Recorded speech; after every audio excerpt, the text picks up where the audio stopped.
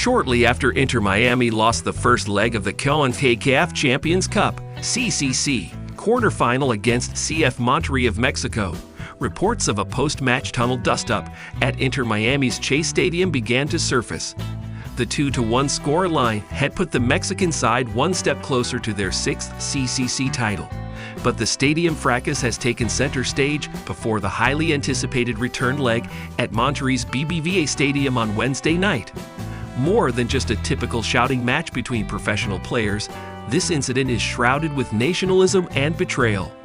Reports from various outlets stated Lionel Messi, who was not in the squad as he continued his recovery from a hamstring injury, and his Inter Miami teammates Jordi Alba and Luis Suarez, as well as Inter Miami head coach Todd Martino, all confronted the match referee as he walked off the pitch and entered the dressing room area.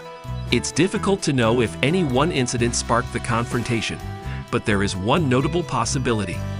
In the 86th minute, Inter Miami's players and their bench were livid when Guatemalan referee Walter Lopez waved play on after a supposed handball inside the Monterrey penalty area. The play was not reviewed via video assistant referee, nor was it replayed by the broadcast feed. Monterrey then scored the winner a few minutes later. However, the referee was unknowingly implicated as a potential saboteur before the match had even started. 3 days before the first leg, during an interview with Santiago Forcade, an Argentine journalist who is based in Mexico, Monterrey manager Fernando Ortiz insinuated that the series against the high-priced Inter Miami squad, headlined by one of the best players ever, would be affected by the business of football. During the nearly hour-long interview, in which Ortiz referred to Messi as indecipherable, Ortiz also suggested that Inter Miami's stature as a newfound MLS darling, coupled with Messi's influence, would benefit the MLS side. My players have to understand that this is just another opponent, that Messi is just another player, Ortiz told Forcade, because then there's everything else. The referee, the atmosphere. This kid Lionel is more concerned about everything that's going on, and he isn't playing as much. Everything that surrounds Messi can lead to decisions that are both sporting and non-sporting. Was I clear?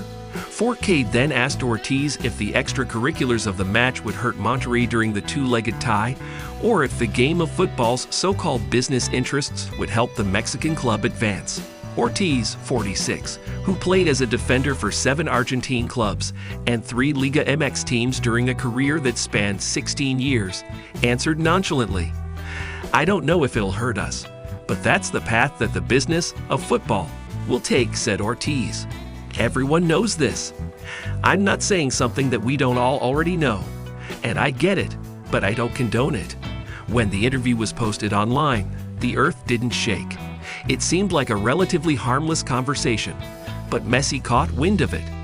At some point before the first leg in Fort Lauderdale, Ortiz landed on Messi's blacklist, the same one as Netherlands manager Louis van Gaal, who had incensed Messi with his comments before the World Cup quarterfinal in Doha that Argentina eventually won on penalties.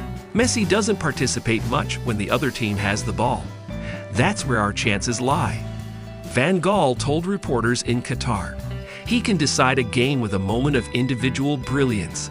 But in the semifinal we played against Argentina in 2014, he didn't touch a ball. And we lost on penalties.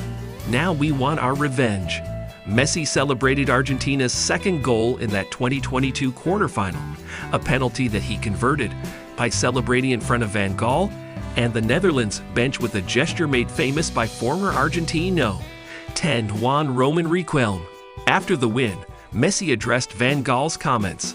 "I was angry about the build-up because a coach like Van Gaal, with all the experience he has, with the matches and battles he's had throughout his career, shouldn't have spoken in the way that he did or disrespected us like he did," said Messi from the Lusail Stadium mixed zone, the post-match interview area where players can talk to members of the media as much or as little as they like. It didn't have to be like that. It didn't make sense.